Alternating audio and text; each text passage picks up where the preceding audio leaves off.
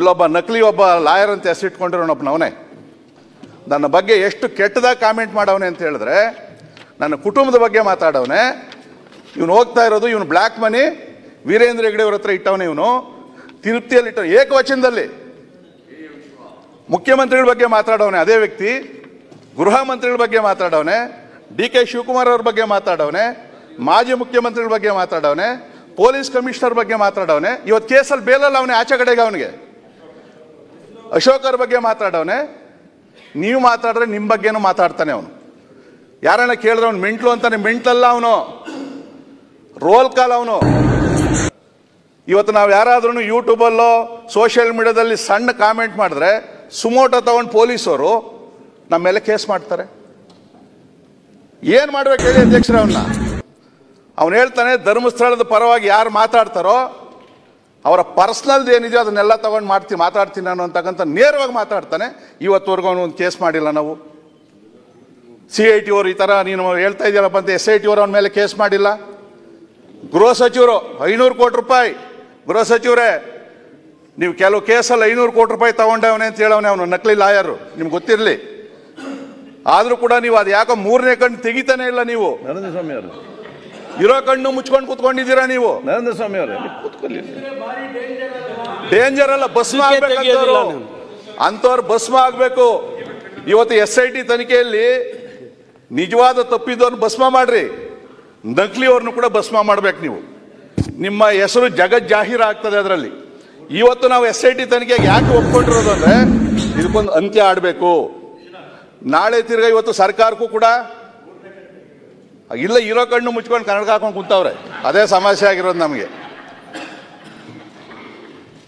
SIT ತನಿಖೆದು ಇದು ಅಂತ್ಯ ಆಡಬೇಕು. ನಾಳೆ SIT ಅವನ ಮಾಡಿರೋ ಅಪಾದನೆ ಸುಳ್ಳು ಅಂತ ಹೇಳಿದ್ರೆ ಇದೇ ಯೂಟ್ಯೂಬರ್ಸು ಮುಖ್ಯಮಂತ್ರಿ ಮೇಲೆ ಕಾಮೆಂಟ್ ಮಾಡ್ತಾರೆ.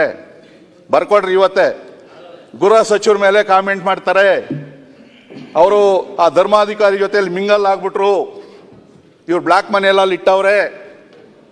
ಮಾಡಲಿಲ್ಲ ಅಂತಂದ್ರೆ ಕೇಳ್ರಿ, ಅವ್ರು ಏನು ಹೇಳಿದ್ರು ಕೂಡ ಇದನ್ನ ಅಂತ್ಯ ಆಡಬೇಕಾಗ್ತದೆ. ಕೊಲೆ ಅಂತೂ ಆಗಿದೆ, ಯಾರೋ ಒಬ್ಬ ಮಾಡವನೆ. ಈ ಥರದ್ದು ಇಡೀ ರಾಜ್ಯದಲ್ಲಿ ಎಷ್ಟು ಕೊಲೆಗಳು ಅತ್ಯಾಚಾರ ಆಗಿಲ್ಲ, ಎಷ್ಟು ಹೆಣ್ಮಕ್ಳ ಬಗ್ಗೆ ಈ ಗ್ಯಾಂಗ್ ಮಾತಾಡ್ತಾವ್ರೆ. ಸೇಮ್ ಸೌಜನ್ಯ ಹೇಳ್ತಾರೆ, ಬೇರೆ ಹೆಣ್ಮಕ್ಳ ಬಗ್ಗೆ ನೀವು ಮಾತಾಡಬೇಕಲ್ಲ. ಇದು ಇರ್ತಕ್ಕಂಥದ್ದು, ಅದ್ರ ಹುನ್ನಾರ ಏನು ಅಂತ ಹೇಳ್ತಾವೆ, ಅರ್ಥ ಮಾಡ್ಕೊಬೇಕು. ಮತ್ತೆ ಇವತ್ತು ಏನು ನಮ್ಮ ಬಗ್ಗೆ ಆಗಲಿ, ಆ ಕಡೆ ಇರೋರ ಬಗ್ಗೆ ಈ ಕಡೆ ಇರೋರ ಬಗ್ಗೆ ಒಬ್ಬ ನಕಲಿ ಲಾಯರ್, ಅವನು ಲಾಯರ್ ಎಲ್ಲ, ಅವನು ಲಾಯರ್ ಅಂತ ಹೆಸರು ಇಡಬಾರ್ದು. ಅವನ ಮೇಲೆ ಆದರೂ ಕೇಸ್ ಆಗಬೇಕು. ಕೇಸ್ ಕೊಡ್ರಿ ಅಂತ ಹೇಳ್ತಾರೆ. ಕೇಸ್ ಕೊಟ್ಟರೆ ನಾನು ಕೋರ್ಟಿಗೆ ತಿರುಗಬೇಕು, ಹೋಗಿ ಡೆಫರ್ಮೇಷನ್ ಹಾಕ್ಕೊಂಡು ಕೆಲವೆಲ್ಲ ಹಾಕಿ ತಿರುಗಿದ್ದೀನಿ ನಾನು. ಲಾಸ್ಟ್ ಟೈಮ್ ಕೆಲವು ಪತ್ರಿಕೆಯವರು ನನ್ನ ಬಗ್ಗೆ ಮಾತಾಡಿದ್ರು ಅಂತೇಳಿ ಪ್ರಿವಿಲೇಜ್ ಮೂವ್ ಮಾಡಿದ್ವಿ. 1 ವರ್ಷ ಜೈಲು ಶಿಕ್ಷೆ ಆಯಿತು. ಸಿದ್ದರಾಮಯ್ಯರೇ ಮುಖ್ಯಮಂತ್ರಿ ಆಗಿದ್ರು. ಬೆಳಗಾವಿಯಲ್ಲಿ ಕೋರ್ಟ್ ಹೇಳ್ತು ನಾವೇನು ಮಾಡೋಕ್ಕಾಗಲ್ಲ, ಸಭೆ ತೀರ್ಮಾನ ತಗೊಂಡಿರೋದು ಅಲ್ಲೇ ವಾಪಸ್ ತಗೊಬೇಕು ಅಂದರು. ಕೊನೆಗೆ ಬೆಳಗಾವಿಯಲ್ಲಿ ಹೋದಾಗ ಇಡೀ ಸದನ ಹೇಳ್ತು ಇದು ಜೈಲು ಆಗಬೇಕು ಅಂತ ಹೇಳ್ತು. ಜೈಲು ಶಿಕ್ಷೆ. ಅಧ್ಯಕ್ಷರೇ, ಇವತ್ತು ನಮ್ಮ ಶಾಸಕರು ಧರ್ಮಸ್ಥಳದ ಬಗ್ಗೆ ಮಾತಾಡಂಗಿಲ್ಲ, ಬೇರೆ ಏನಾದ್ರ ಬಗ್ಗೆ ಮಾತಾಡೋದಿಲ್ಲ. ಅವ್ರಿಗೆ ಏನು ಕ್ರಮ ತಗೊಂತೀರಿ? ನೀವು ರಕ್ಷಣೆಗೆ ಬರಲಿಲ್ಲ ಅಂತಂದ್ರೆ ನಾಳೆ ಈಗ ನನ್ನ ಬಗ್ಗೆ ಮಾತಾಡವ್ರೆ, ಗೃಹ ಮಂತ್ರಿಗಳ ಬಗ್ಗೆ ಮಾತಾಡವ್ರೆ. ಆ DK ಶಿವಕುಮಾರ್ ಅವ್ರು ಯಾಕೆ ಬಿಟ್ಟವ್ರು ಅವ್ನು ಗೊತ್ತಿಲ್ಲ, ಬೇರೆಯವ್ರನ್ನೆಲ್ಲ ಹೊಡೆಯೋಕೆ ಬರ್ತಾರೆ. ಅವ್ರ ಬಗ್ಗೆನೂ ಮಾತಾಡೋನೆ ಅವನು. ಅದು ಯಾಕೆ ಸೈಲೆಂಟ್ ಆಗಿ ಅವ್ರಿಗೆ ಗೊತ್ತಿಲ್ಲ. ನಮ್ದೇನು ಏನು ಬೈಲ್ ತೆಗಿತಾನೆ ತೆಗೀಲಿ. ಇವತ್ತು ನಾಳೆ ಯಾರಾದ್ರೂ ಹೊಡೆದ್ರೆ ಅವನಿಗೆ ಸಬ್ಜೆಕ್ಟ್ ನನ್ನ ಮೇಲೆ ಹಾಕ್ತೀರಿ ನೀವು. ಸಬ್ಜೆಕ್ಟ್ಗೆ ಬನ್ನಿ. ಅಲ್ಲ ಅಧ್ಯಕ್ಷ, ಹೇಳ್ತೀನಿ ಕೇಳ್ರಿ. ಆ ವ್ಯಕ್ತಿನೇ, ಅವನು ಕೂಡ ಯೂಟ್ಯೂಬರ್ ಅಲ್ಲಿ ಇರೋಂತಾನೆ. ಇಲ್ಲೇ ಕೊಡಗೇಳಿಲ್ಲ ಅವನೇ. 90 ದಿನ ಜೈಲಲ್ಲಿದ್ದ ಆಚೆಗೆ ಬಂದವನೇ. ಹುಚ್ಚನಾಯಿ ಹೊಡೆದಂಗೆ ಹೊಡೆದವ್ರೆ, ಲಾಯರ್ಗಳು ಹೊಡೆದವ್ರೆ, ಜನ ನೋಡಿತಾರೆ. ನೀವು ಗೃಹ ಸಚಿವರು ದಯವಿಟ್ಟು ಕ್ರಮ ತಗೊಬೇಕು. ಅವ್ನು ಬೇಲ್ ಕ್ಯಾನ್ಸಲ್ ಮಾಡೋದಕ್ಕೆ ದಯವಿಟ್ಟು ಮೂವ್ ಮಾಡಿ ಸರ್.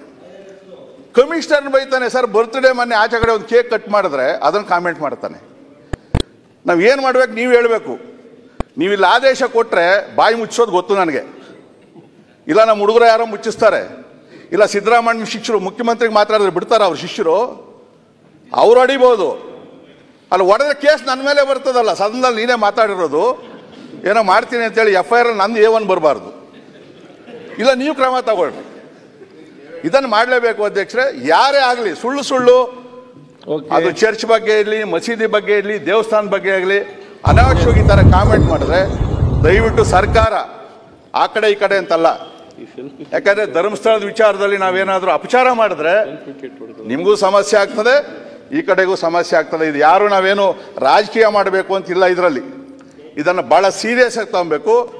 ಯಾವನ ಯೂಟ್ಯೂಬರ್ ಮಾತಾಡ್ತಾನೆ ಸಂಬಂಧಪಟ್ಟದನು ಅವನ್ನೆಲ್ಲ ಸುಮ್ಮನೆ ಇಟ್ಕೊಂಡಿದ್ದೀವಿ ನಾವು. ಇದನ್ನ ಕಠಿಣ ಕ್ರಮ ತಗೊಬೇಕು ಅಧ್ಯಕ್ಷ. ಧನ್ಯವಾದಗಳು. ಸಭಾಧ್ಯಕ್ಷರೇ, ಈಗ ಕೈ ಎತ್ತಿ ಈಗ ನಿಂತ್ರೆ ಆಗ್ತದ?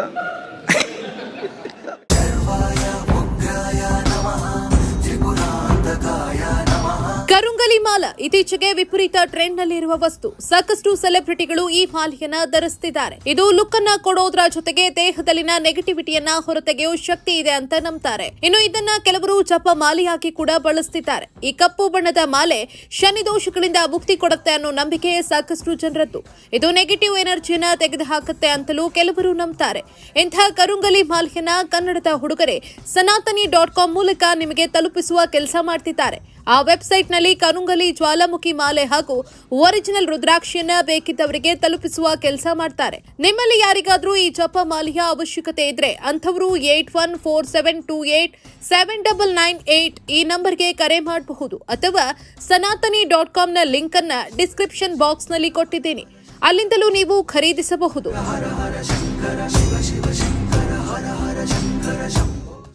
ಇಂತಹ ನೈಜ ಕುತೂಹಲ ಭರಿತ ಸುದ್ದಿಗಳು ನಿಮಗೆ ಸಿಗಬೇಕಂದ್ರೆ ರಾಜ್ಯದ ಪ್ರತಿಷ್ಠಿತ ಜನಪರ ಡಿಜಿಟಲ್ ಸುದ್ದಿ ಮಾಧ್ಯಮ ಪಬ್ಲಿಕ್ ಇಂಪ್ಯಾಕ್ಟ್ ಚಾನೆಲ್ ಅನ್ನು ಯೂಟ್ಯೂಬ್ನಲ್ಲಿ ಸಬ್ಸ್ಕ್ರೈಬ್ ಮಾಡ್ಕೊಳ್ಳಿ.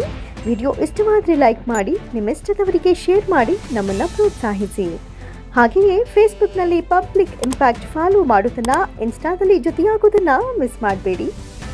ಜಾಹೀರಾತು ಹಾಗೂ ಬಿಸ್ನೆಸ್ ಪ್ರಮೋಷನ್ಗಾಗಿ ಸಂಪರ್ಕಿಸಿ 9606037450 ಅಥವಾ 9353224116. ಇದು ಪಬ್ಲಿಕ್ ಇಂಪ್ಯಾಕ್ಟ್, ಜನಶಕ್ತಿಯೇ ನಿರ್ಣಾಯಕ.